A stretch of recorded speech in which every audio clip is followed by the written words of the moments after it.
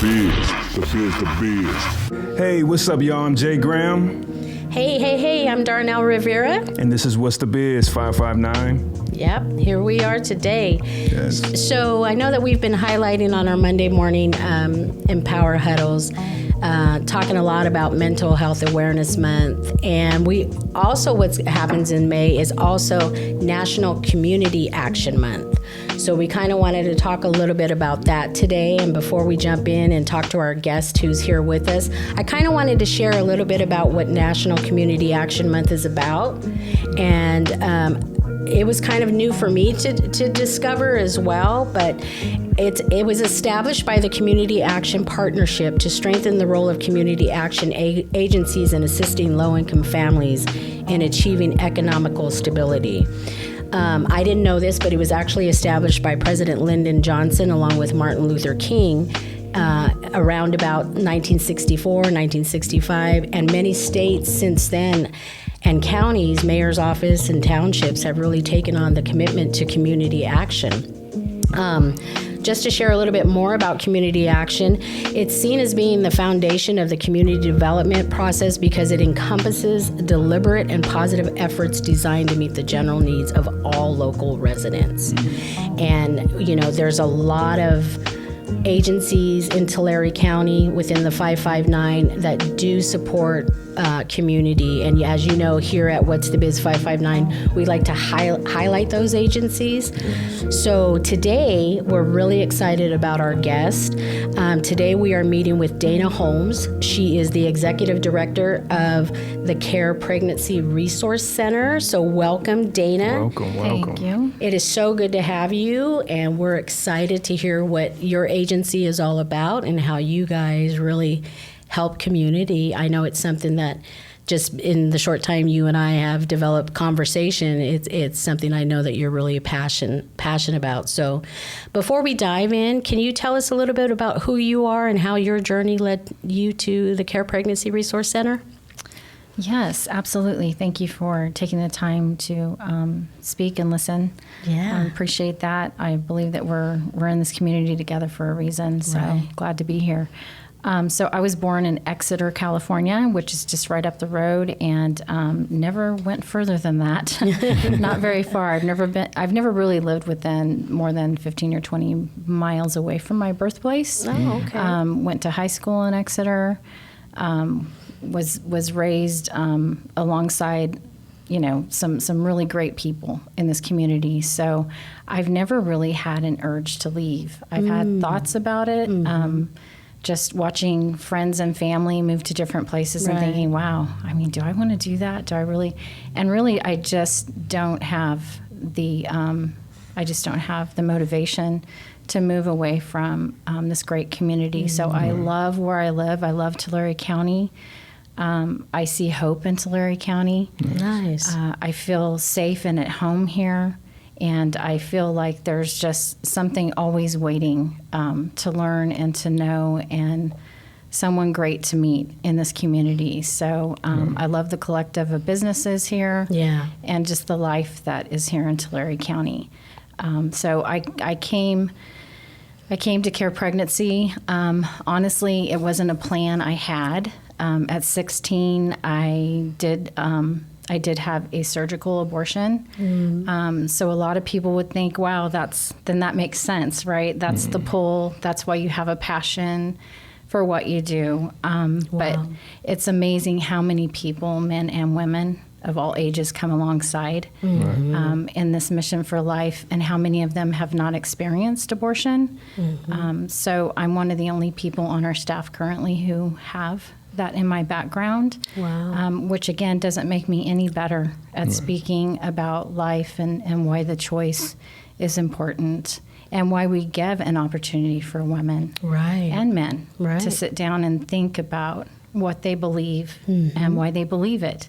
So that's part of our vision and mission statement. We want to be here for anyone who is feeling like they don't have a choice. Yeah. We want them to know all of their choices, and we offer permission-based information only, and I think that that's, along with just the relationship that we offer, a listening ear.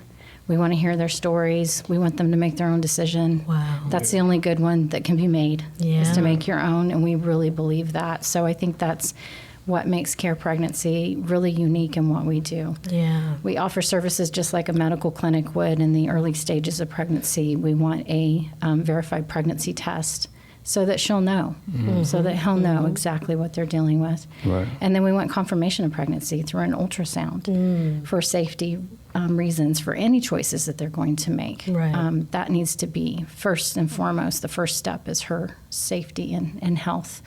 So that's what we can offer free. So we do take a burden off our community, thousands of dollars every year with over 1,000 appointments that we have a year, to just kind of be there for our clients, to offer them free services. So that was actually part of the pull to what I'm doing. Obviously, with abortion in my past, I have my own story. Yeah. And I have my own reason and my own purposes as well to want to see this mission in our community offered and to be available to everyone. I want young girls my age. When I was 16, I want young girls my age to know, right? That's if I go back to the old Dayna who was 16, the younger Dayna, I want her to know, hey, you have a choice in this. There's not only one choice. And there's support. Yeah. And there's people that understand who have been in your shoes or who have compassion for what you're dealing with in this situation. There can be a lot of fear around an unplanned pregnancy. Oh, yeah. And so first we want to hear. We want to hear her, and we want to give her the support that she needs to start eliminating one fear at a time, just taking one thing at a time off the plate. Yeah. And difficult to do in a 30-minute session, for sure. Right. Yeah. And with so much fear built up. But we have a consistent track record of people coming back to us. And that's the really great thing that really speaks volumes about what we do. So when I was 16, there were there wasn't anyone that I knew of. There could have been an agency. Care Pregnancy really didn't start brick and mortar until the late 80s. Started as just a 24/7 hotline for teenage girls. Yeah, so the late 80s is when it began. And what you're sharing too, I mean, I can really, it resonates for me because I was a 16-year-old teen mom and no support, no resources, being asked to leave the school because of the shame and I was a teen mom in 1980.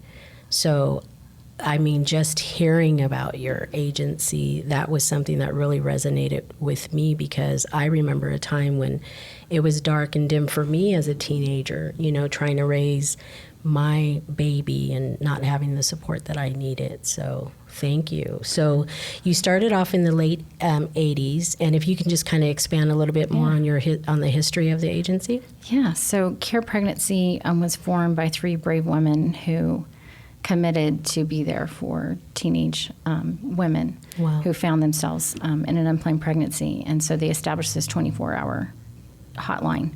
And it became very apparent within the first year or two that it was exhausting for one.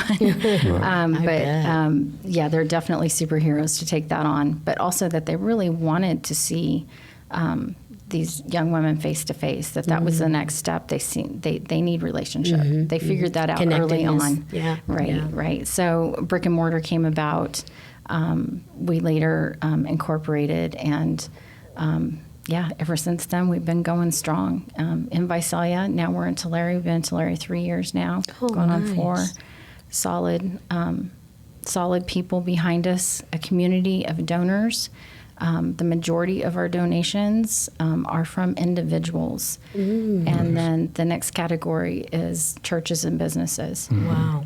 So we don't receive federal funds or state funding. We've had a grant before from the city of Visalia who graciously helped us with our parenting classes, but we don't have that now.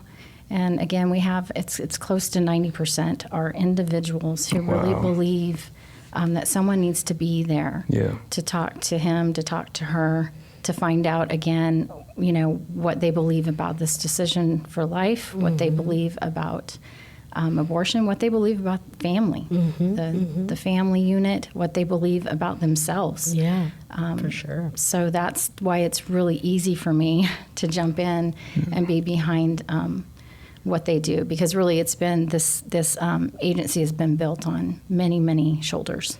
So just to, you're saying that you really rely on community for your funds, not grants or anything. And like that's that. big that the community is stepping in and supporting that. Yeah. That says a lot. Yeah, it does. For over 30 years now. That's 30 amazing years. that you have that support. With something that years ago nobody really even acknowledged or wanted to talk about, and here we are. There's a greater resource out there for you. So that's amazing. Can you share a little bit about the demographics of the type of clients that you see and things like that?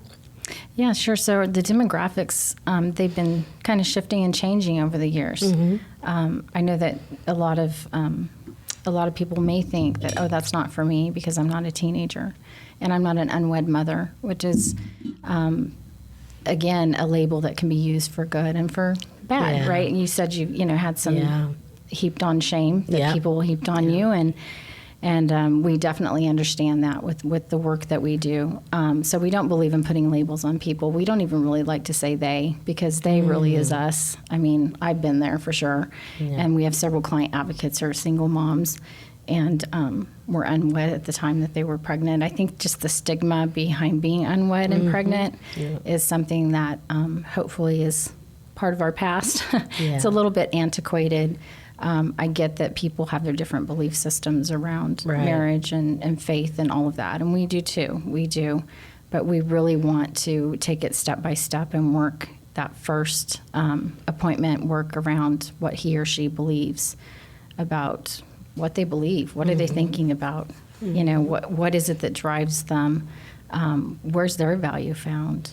Where do they dig deep when they need a foundation? What is their foundation? So what we're finding is that most of our clients who come in, it's around issues of identity. They're struggling to try to figure out, male, female, no matter what age they are, trying to figure out what the purpose of their life is.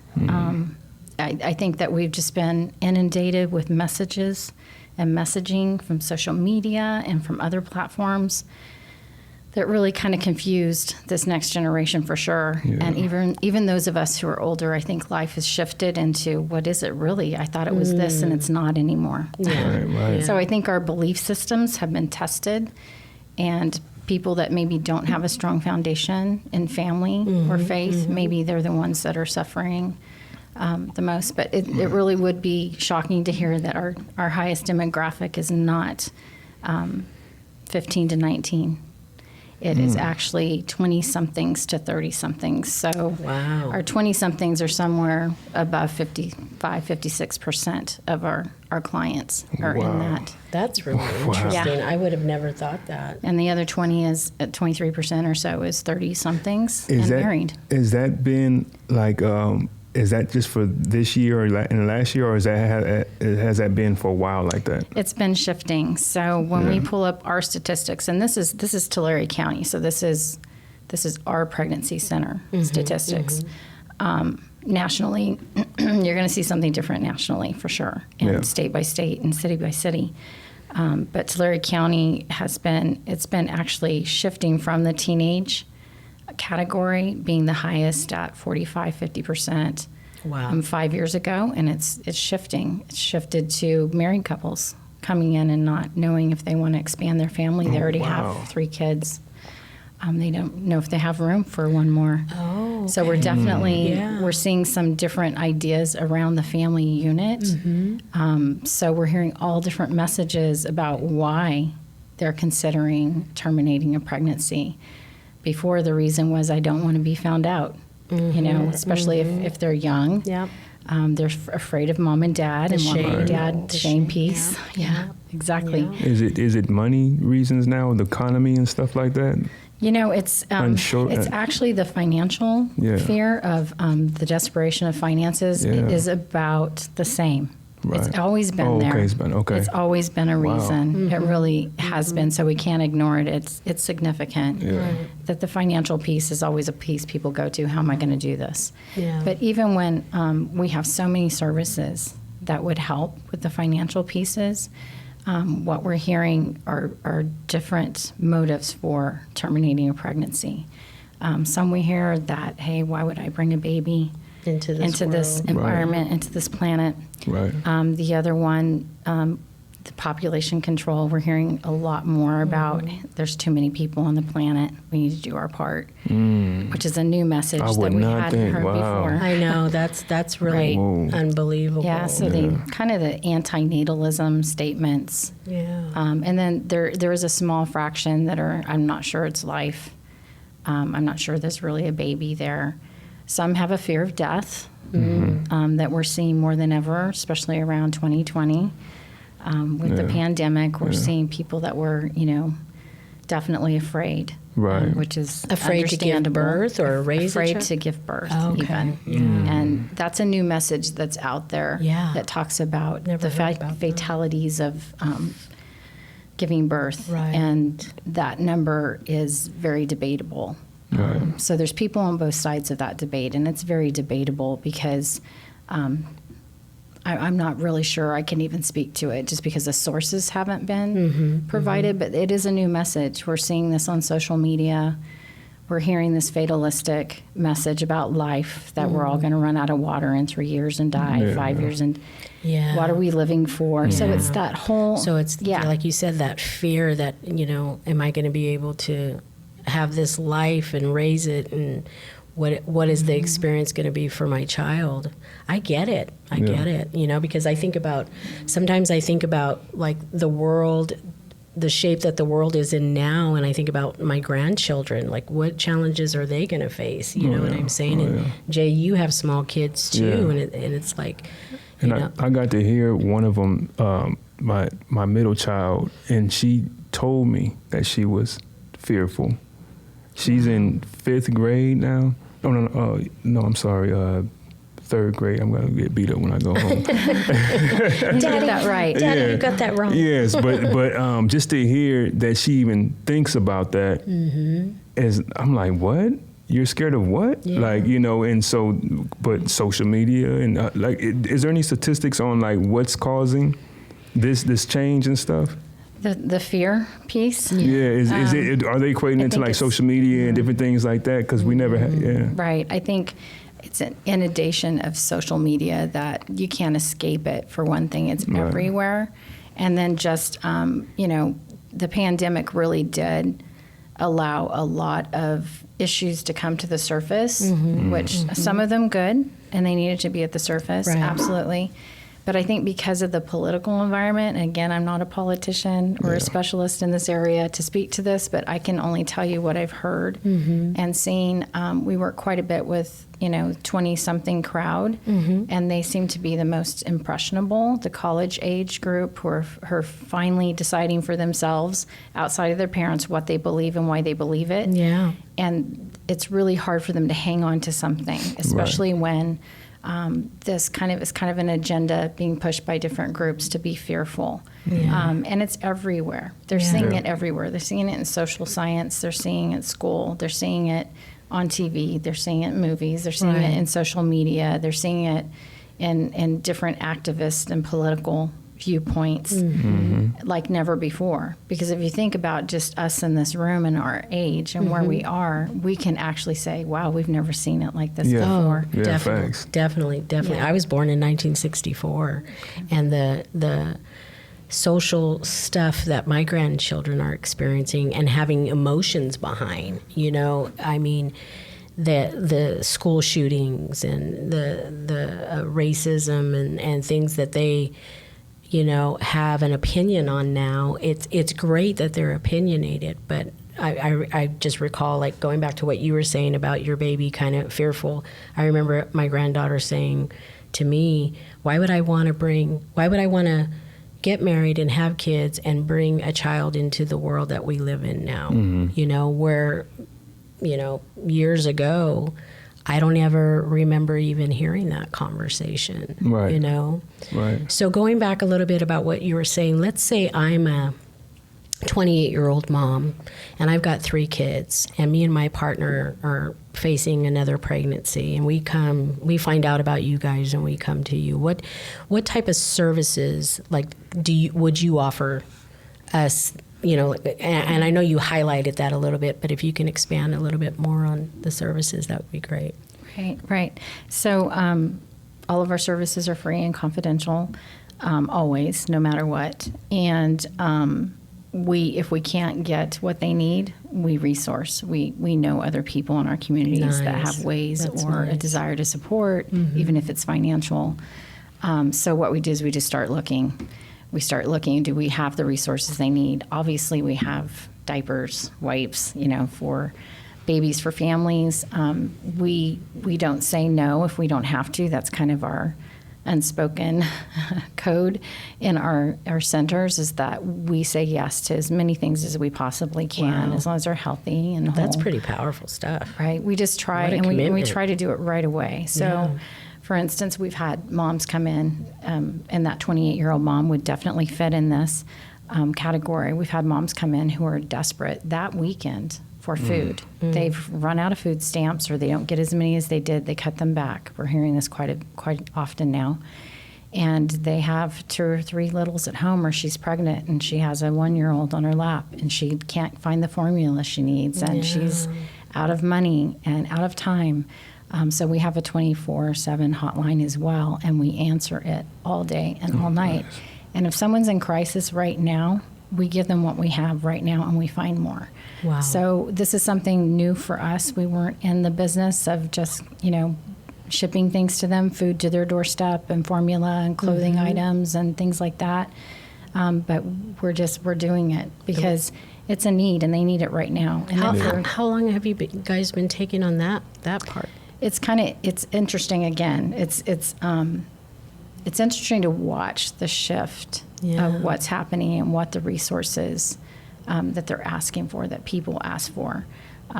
So we've had quite a few more moms, just kind of with the gas prices going up, when the utilities went up, with rent being so high and housing being so difficult to find. And, you know, and one thing can go sideways for them and they're in trouble. They have a car that needs work. All their money goes to the car to get to littles to the daycare, or daycare prices go up, or they lose their daycare.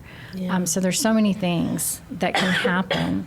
And you being a young parent, you understand what I mean. There's just one little thing that can just be thrown off, and it can throw off your whole week, your whole budget. So I remember living like that, living either paycheck to paycheck, or depending on, you know, welfare and things like that. So, and I know that's a very high, that's very common in American culture, whatever. Like I forgot what the statistics was, but they're talking about savings and stuff.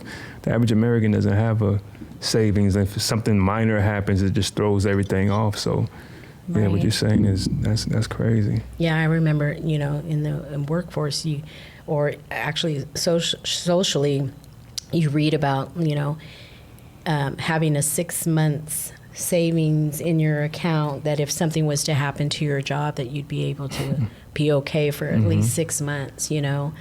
And with all the changes that are going on, and I could imagine that stress. And I do resonate, because being a single mom, I remember that stress that I would feel. So, and sometimes having dinner by candlelight. And it wasn't, you know, not because I was trying to teach my children about romance, but it was because I literally could not pay the electric bill. It was like you said, it was either we get the car fixed or, you know, we have to suffer this way.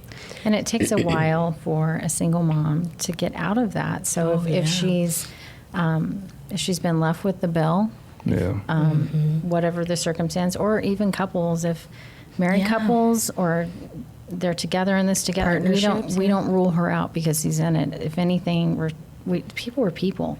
We just need to help each other. And what we're finding is that the immediate need is so critical to their well-being and to their mental health, honestly, because if you feel like you're alone and you're in despair and your kids are hungry, there's that's a the whole worst different feeling. set That's the worst feeling. of things that we're dealing with. So we found that that's our place. If we find out about someone who's in that situation and they reach out to us, we're going to help them immediately. They're hungry now. Their kids are hungry now.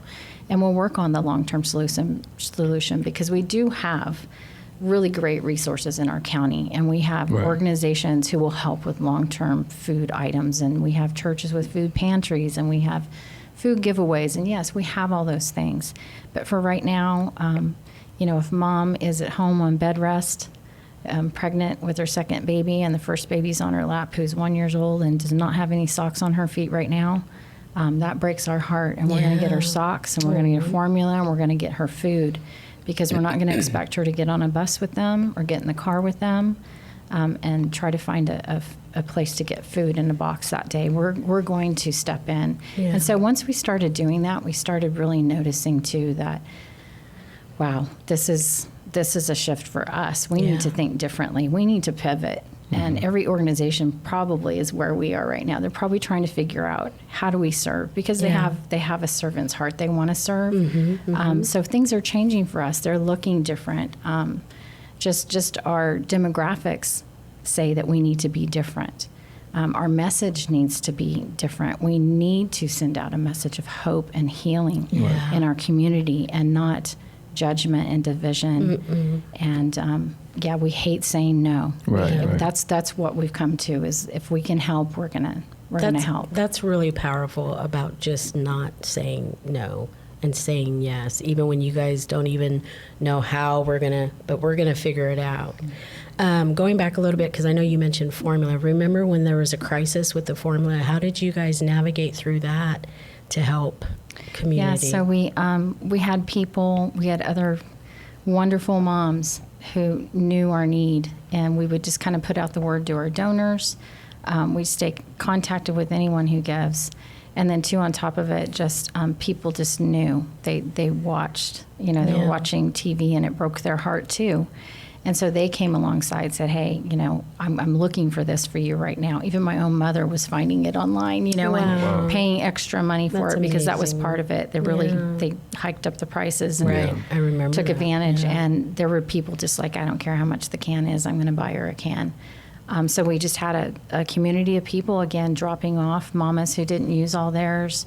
Who baby changed to a different type or something. We just had moms helping moms, and that's exactly what we want. We want people pulling each other out of the... That's really beautiful, because, we can always highlight all the wrong in society and in the world, but when you're in alignment with reaching and supporting and helping one another, I think that's a beautiful thing. That's a really beautiful When you thing. said... something about long-term solutions. Is there anybody that you guys are partnering with for long-term solutions to because I know you said you help for the right now, like what they need right now. And is there any plan to I don't even know what would be needed. What you would know more so of that. So is there anything like that you guys work with? We actually partner with a few organizations, and there are some resources locally who are fantastic. We partner with a group called Loveline and Pro Love, and they're great about finding that client who is desperate for supplies. Absolutely, they listen for them, they look for them, and there's a reach out line for women who are just desperate, and they actually connect us with those women in our community. So there's national organizations like Loveline who do an incredible job of connecting. So we had a few calls from them this year. This is new for us again. Things are just different. We have moms who just need gas in their car. We have all kinds of needs that we're meeting now. And so they're great. Churches are great when you let them know a tangible item. We're really running low on this diaper or this formula, or this person really just needs new clothes for her children. So churches are great. Also, there's organizations in town here like Love Inc., who's fantastic, and who has, we're in partnership with them all the time. There's Young Lives, who does a great job through the Young Life program. Yeah, I've heard of that. So that's just to name a few. There's other organizations that if we don't have what we need, we can ask them. Or we can dig deep too within our own donor base and find people that have a heart for moms and dads and kids and for the whole family unit. So what about with like, I don't even know what it'd be. Again, I'm asking you because you would know more. So like, what's a long-term solution in helping that person? What do you find that person struggling with too in life? I know sometimes we go through our ups and downs and stuff, but do you see like something that's common that is needed from the community, maybe to all the business people, for them to step up and set something up to help in that way, to help them long term, like to get on their feet? Or you said some of them are married too, so it ain't even about that all the time. Right. But do you recognize any patterns or anything? Right. So our demographics are so interesting because most of the women who come in who think about abortion, they're not running to abortion with the idea of I just want to kill my baby. Right. Which I hate even saying that. It makes me feel sick to say it that way. But these are not. That's not who we're seeing. That's not who we are as a community. We're not seeing people hard-hearted. So I think, first of all, to let people know, everyone has an idea about who our clients are, I believe. Some people think they're the unwed mothers, the teenage pregnancies that happen, and that's the majority of what we see, and that's just not what's happening right now. Yeah. And then, two, they think that somehow they're not anything like them, that they're so different. Unrelatable. Yeah. They're kind of the outcast and the people that don't make good decisions. So there's that whole group, that way of thinking, that school of thought. And then there's those that just don't understand that, it's the person sitting next to you at church. Yeah. She's either had an abortion or she's going to. So 1 out of every 4 women sitting in a church, this is a national number, wow. Have had an abortion sitting next to you. So that means they're getting there somehow. Yeah. So people are thinking about abortion and making these decisions so quickly is what we're finding. And it could be anyone. It could be anyone around you. There's young men sitting around us right now and older men who are still grieving the loss of a child through abortion because they were part of an abortion decision. Right. So there's this whole side of everyone around you. We're all in this together. All of us have something to do here. So our demographics look so different. So 72% of the women that come to us, and she's the one marking the box, so we don't know about him as much, but she's marking the box. 72% or greater of them are marking the box that they have a very strong faith. They're either Christian or Catholic or some kind of a faith that kind of should help them along in this area, but they don't feel supported. Right. They don't feel supported by the church that they're in, or they don't feel supported by that faith-based community that they're in.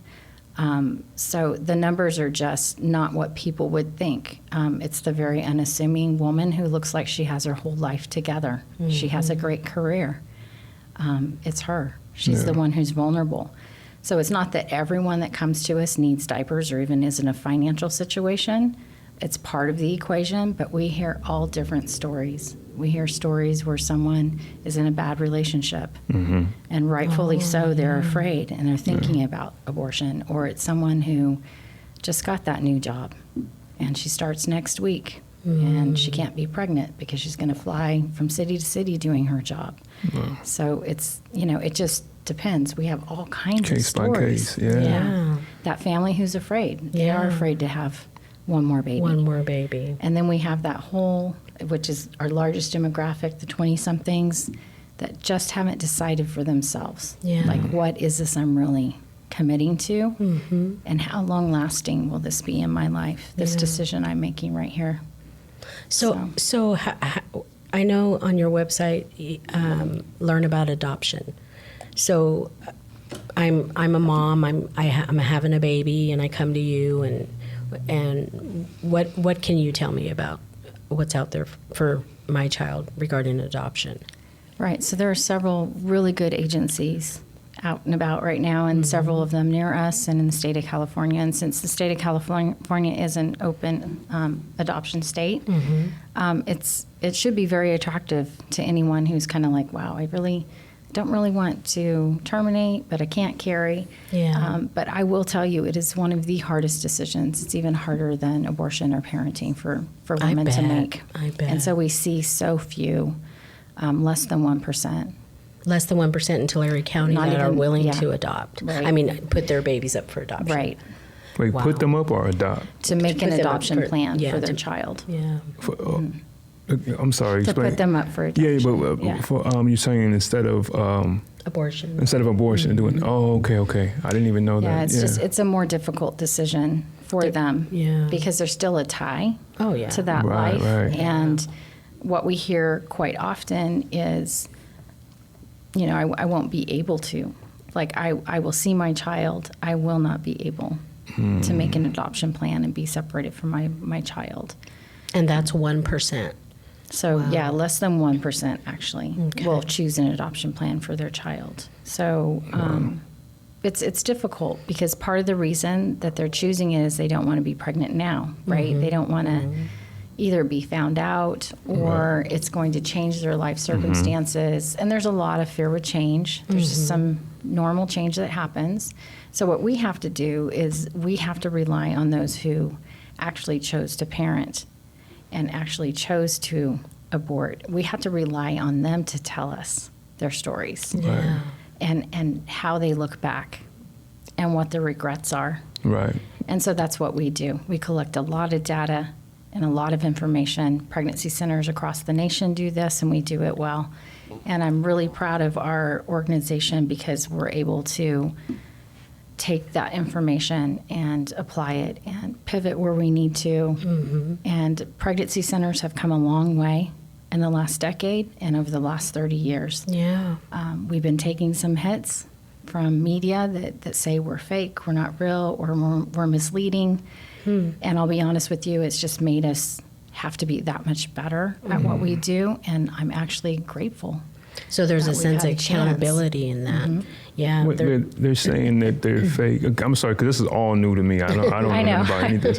Yeah. So it's fake as in what? Like the person is like taking the money, or what are they trying to say? Like I don't understand. Like we're not a legitimate organization.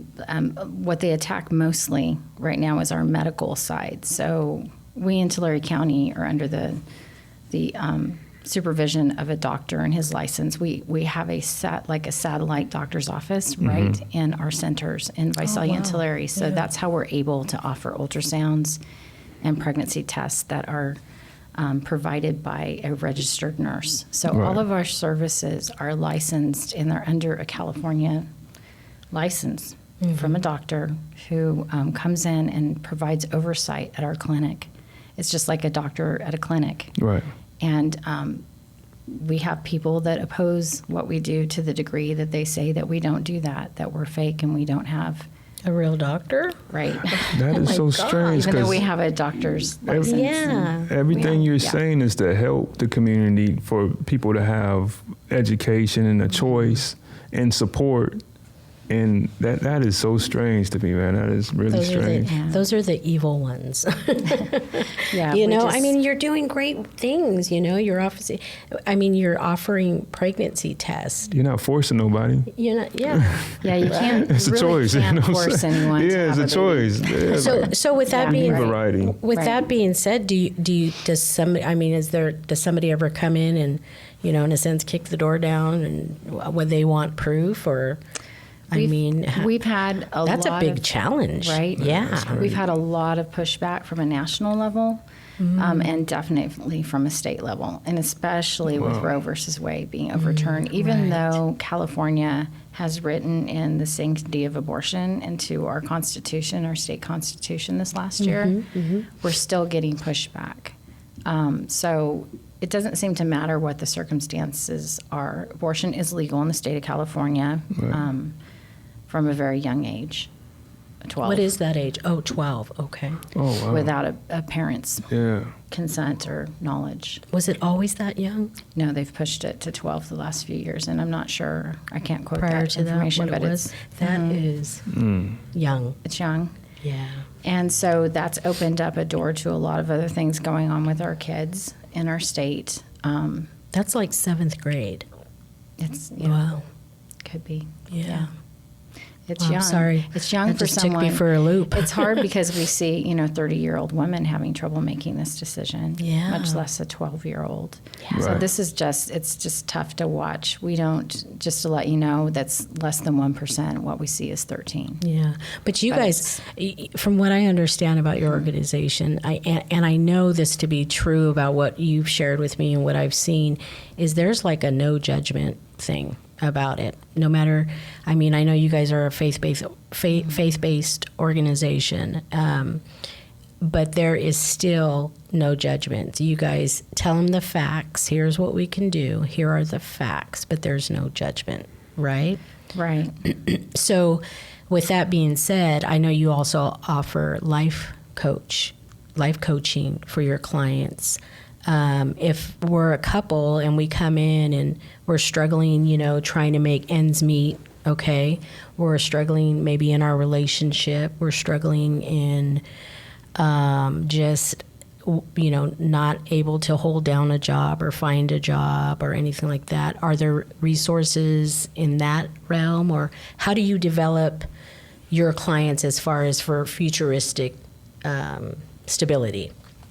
Right. So basically, I know that was a lot. I'm sorry. It's okay. Basically, we're always going to go back to the same place. We're going to go back to what we consider very basic foundational belief systems, because they do make us who we are. Yeah.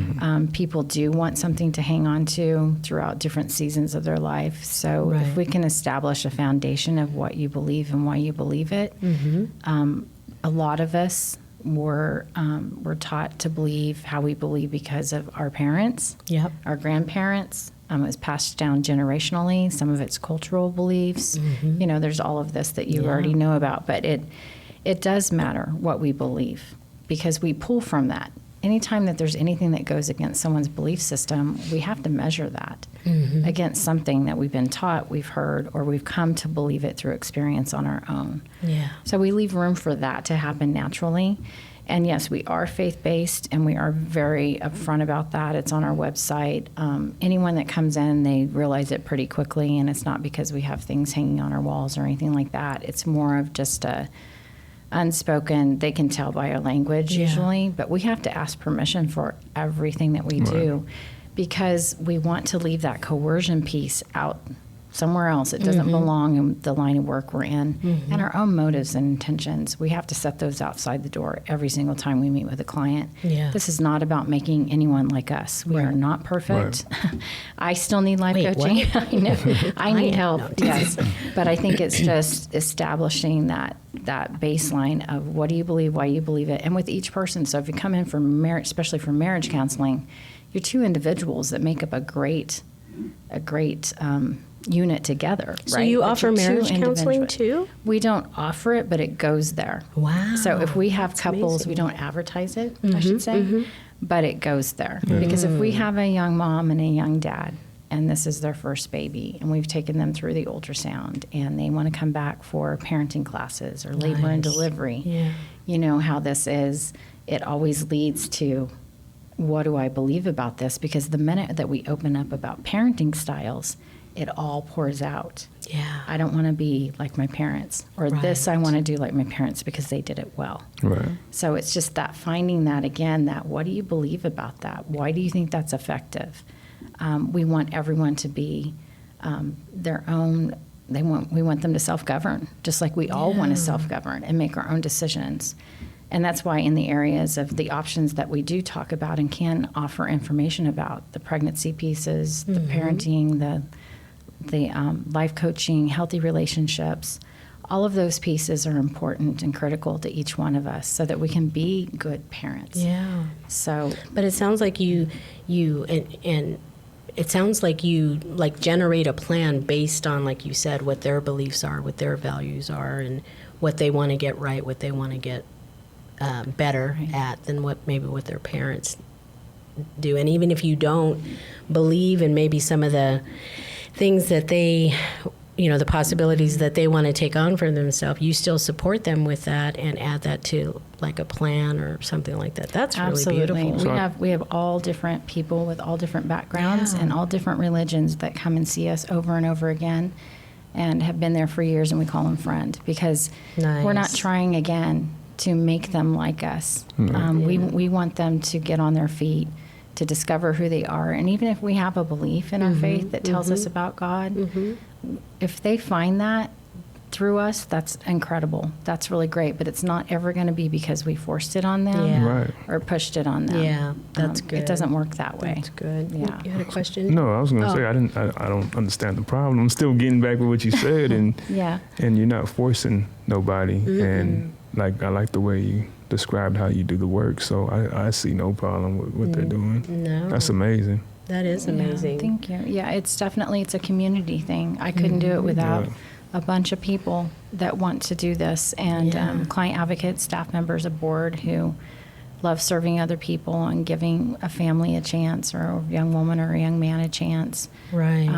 We try our hardest to leave all of the stuff outside that would convolute conversations or our work. And yeah, we're not against men. We love it when men come in. We have male client advocates who can meet with them and talk with them Oh, about that's areas that they're awesome. concerned in. yeah. Because what would they talk fatherhood's to? important. What would they talk to the men about? Everything and anything, but mostly there's a lot of life coaching that goes on in healthy relationships, but also fatherhood. What does So- it mean to be a dad? Wow. So it would be like if a person that their wife, say the wife wasn't even coming to you guys, could he still come? Yeah, absolutely. Absolutely. Yeah, we've That's actually amazing. had that happen. Yeah, I love yeah. that. I do. I love that because there are so many resources out there, for women, which is great. But just to hear that, because men go through and they hear about a new pregnancy or they're trying to make ends meet, and that's beautiful that you also have something to help them. That's amazing. Right. Yeah, they're important. I mean, we believe that that life happens when there's a man and a woman involved. Yeah. Yeah. At the very basic level. I know there's other ideas out there, and I get that, and there's other avenues to conceive. I get it, but really, it is a man and it is a woman. Take away the technology. Exactly. What is it? Science points to that. Yeah, we no say matter what take we away the do. technology. What would it be? You know what I Right, mean? right. So it's Wow. just as much, we feel, it's just as much his decision. We would like women to feel strong enough and independent enough to actually ask, and of course, within a healthy relationship, we definitely, at first, we're very cautious. We make sure that we see her and speak with her alone first to make sure that there's nothing going on that we need to protect her in with him. But usually what we're finding is that he's the most influential person in the room when we bring him in anyhow, only second to a nurse or a medical provider who's speaking to her. So everything that he speaks to her, she's hearing. Yeah. She hears him. Everything slows down when he says, hey, let's think about this. Maybe we can do this. Actually, you men do a better job than we do at this piece. You really do. Don't tell him that. I know. And I'm quite an independent, strong-headed woman. Yeah. I can tell you. Yeah. Yeah. It hurts my heart to go, men are good at these things, but Yeah, they are. they are. They're That's good what I'm at trying. Man, let me call my wife. Say that again. Right? Right. No, it's true when there's something different that literally shifts when a man's involved in any situation, really. Yeah. So that's really Yeah, cool. yeah. That's really cool that you guys also support the father and he can, like you said, come in by himself and just say, she doesn't want no part of this, but man, I need some help here. Yeah. And you guys find that for him. That's really Right. awesome. And it does land, it really still, even though we want them to make the decision together, she does have, control over her own being and can do what she wants to, and we know that too. And we do see women make the choice that we may not personally want them to go down that road. Just from a personal aspect, I don't recommend it because I've actually done this and had to carry that for 20 years, 30 years without really even dealing with it very well. Wow. So it takes a long time for some women to heal, and sometimes for men as well to heal from this decision to terminate a life there and a pregnancy there. So I think that everyone has to come to that on their own. There's some people that say it didn't bother them at all. Maybe they're not there yet, or maybe it never will. I don't know. I'm not the judge of that. I can just tell you that there are multitudes of men and women that are hurting from a past abortion who cannot talk about it. And it just, you know how that is. It isn't good for any part of your being. Right. When you can't face off with that thing, when you have to hide something for so long that it dictates who you are and how you act. All of your behavior comes out of that brokenness. Yeah. And it's part of a lot of, I believe it's part of a lot of brokenness that happens that we see on the surface over and over again. So we definitely are there for the post-abortive as well. We're there. We have programs for people from the very beginning, no matter what age you are. I have seen 70-year-old men cry about a past abortion decision. It just... And you don't it hear breaks about my heart. that. Yeah, you don't hear about that. You always hear about the women and what they go through, but you don't really hear about how it affects the men. And just think that 70-year-old man was carrying that for so long. Wow. So there is a type of counsel service that you can offer your clients, and if are you ever like presented with maybe someone who needs to benefit on a higher type of counseling besides life coaching or therapy or something like that? Yes, because actually none of us are licensed therapists or counselors in the house, and we do advertise that as well. We're not. And sometimes people do need more, and sometimes we have people that are already in therapy or already seeing a licensed professional in some area. And that's great. We actually recommend that you seek out services that you may need because, again, we're not trying to fill that gap. Right.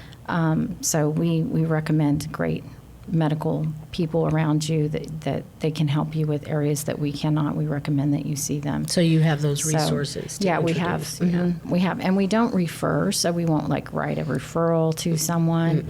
We have recommendations. We have people we trust in the community who know what we do and who understand our client's heart. So if we have someone who, let's say they're post-abortive, but they have other situations that are plaguing them that they might need medical intervention for. Yeah. If we come to that agreement, we let that client pursue that on their own. Just like with adoption. Once someone chooses adoption, we will continue to see them, but we cannot be in their adoption process at all. Because one, we want no gain. Right? So you just support. We support. We'll still see them for parenting classes and all those other things. But the adoption process is their choice, and they pursue that on their own, just like they would an abortion, just like they do for prenatal care past a certain point. So we offer early services. In other words, our scope is limited. So we offer limited obstetric ultrasound. And then anything along the way there, they need to connect with an OB. So we don't have a full comprehensive clinic that just travels with them all the way through their pregnancy. Right. But we found a way that we can offer the beginning pieces that they need, usually when they're the most panicked. And they really just need a quiet house. Yeah. Quiet little clinic just to kind of talk to a few people. They're running most of the time. They're scared. They haven't made a decision most of the time. They just need a place to sit and really think about what they believe and why they believe it, and let them come to their conclusion. Yeah. Is this common talk in like the doctors? Like if somebody comes in and wants to do that, do they give them the options of like sharing like what you guys do and stuff? I have not heard that from people very often. If it is, I haven't heard it. Okay. But I'm sure there are good doctors, especially in our area, who take a moment to say, "Hey, okay, what are you really thinking here?" Yeah. So I'm sure they have to have some type of information that they give them about all of those options. Right. Yeah, but I just don't think they have time to do it maybe at the level we do from their perspective of what are you really feeling right now. Yeah. You tell us No, what we can do for I you. meant You know what I mean? in telling their clients about, like, if they're like, asking something, well, suggesting your organization as something to talk to or whatever. Oh, right. Are we referred? Yeah, are you guys, Yeah. do they refer? Like, are the clinics referring? We have had a few that they do refer us. Oh, okay. Yeah, but we're not on, again, I think because of just all the controversial topics around abortion. Okay. We're not on top of their list. Right. So we're definitely maybe a little bit controversial for clinics and doctors, but standalone doctors we find are the ones that are referring us. Nurses, just different. So is it more so, is the argument that they just want that person, that young person, to make the decision themselves right then and there, like without no support or no guidance or anything like that? Is that I don't understand what the argument is. Right. So what happens is most women who go in and find out they're pregnant, like at a medical clinic or a medical office, they usually do the clinical pieces. Yes, you're pregnant. Here's your pregnancy test. Would you like to set up services, OB services? Okay. And if she says, no, I'm thinking about abortion or I'm thinking about this or that, they might give them a referral to Planned Parenthood. They could be doing that. It just depends on what, if it's an OB or if it's a big medical organization, like if they find out they're pregnant in the ER. Things like that, they end up kind of referring them either to us or Planned Parenthood or another, like an OB in the area. But back in the day, and if you go straight to a family, like a Planned Parenthood or that type of a situation, family planning, which is what I went to when I was 16, I was offered no other service than abortion. And that's still happening, that we're hearing from our clients who come from Well, that's where the Planned money's Parenthood. at for family, isn't it? Yeah, that's what they do. I mean, I know and that's controversial. And it is very. Yeah. So, yes, so I'm kind of speaking around this because I know that we're getting ready to have Planned Parenthood come here. And again, our job as a pregnancy center is to serve the clients who are in an unplanned pregnancy who don't know what they want to do. We're not trying to go as a pregnancy center and swoop their clients out of their lobbies. I know there's other groups who are organizing their own position. We stand behind life, so we are life affirming. We want to see families grow. We want to see. So that's the issue. That's the issue. Gotcha. He's like, I've been skipping No, I'm just still around trying to this. understand. So there's Yes. other organizations You're all that they would rather, but just because you're faith based, that's the okay. I got you. We're faith based and we're life affirming, so we don't refer for an abortion, but we also don't refer for an OB, and we don't refer for anyone, like even an adoption agency. We don't refer. But if a client came in and that was something they were thinking about, you don't discourage them from them. You just give them the facts of what that may look like for them in the future, like going forward. Right. Yeah. Yeah. If they want to talk, to someone at Planned Parenthood, usually most of the women we see, they already have either met with them, or they have their number in their phone and have an appointment, or they already know about them. Yeah. And they need to know the differences. And so a lot of women that we have come to us, most of them, I can say, there's way less than people would think that have their mind already made up about abortion. A lot of them really are conflicted.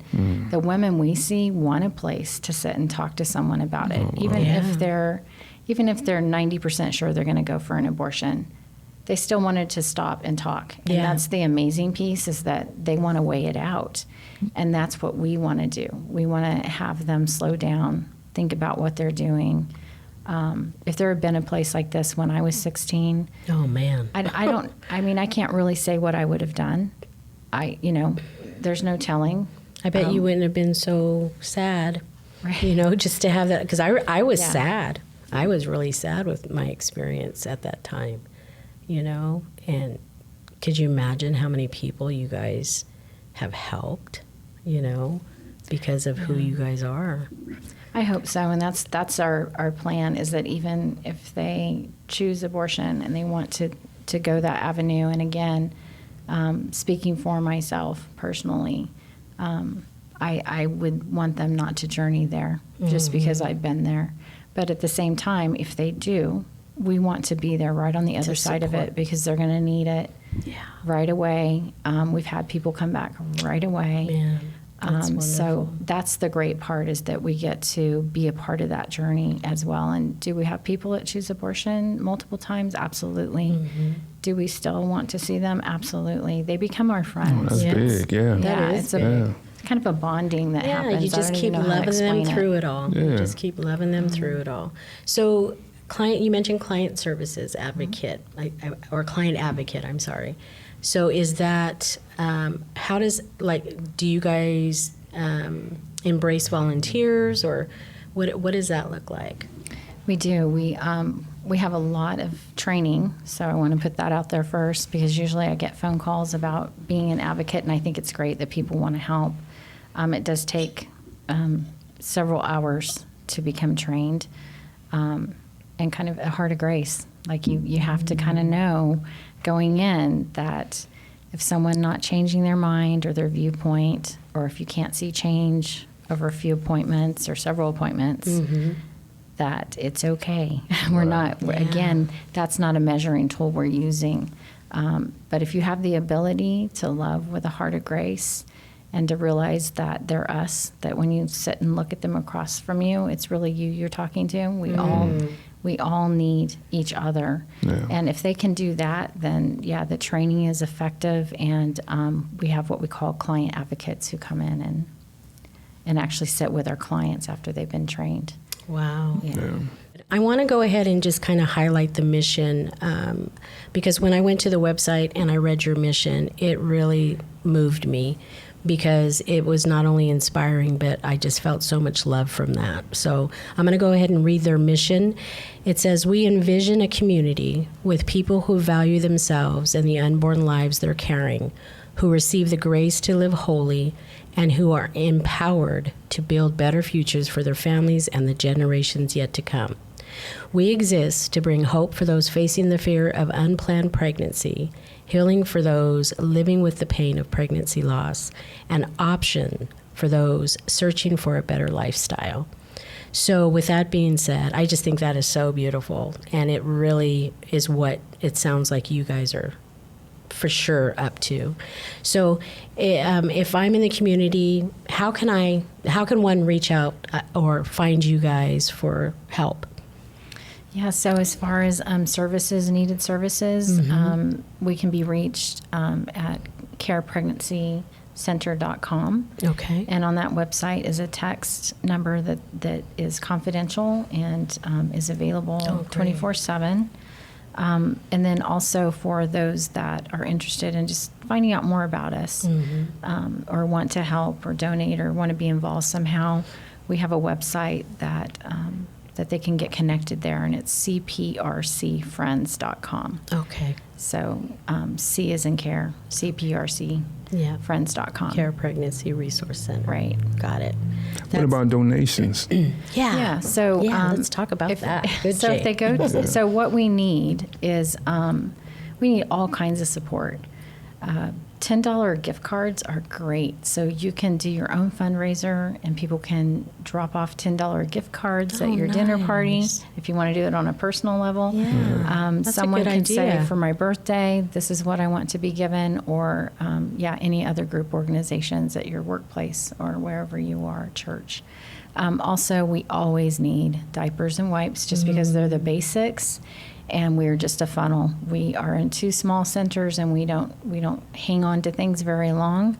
So you'll know they'll be in the hands of a mama pretty quickly. We also have baby bundles that we only give away new items. We want our moms to know they're loved and valued and have the very best. So that's why we don't pass along used items. We want their items to be brand new to them. It's their new life. Right. It's their baby. Yeah. So we have those tangible items as well.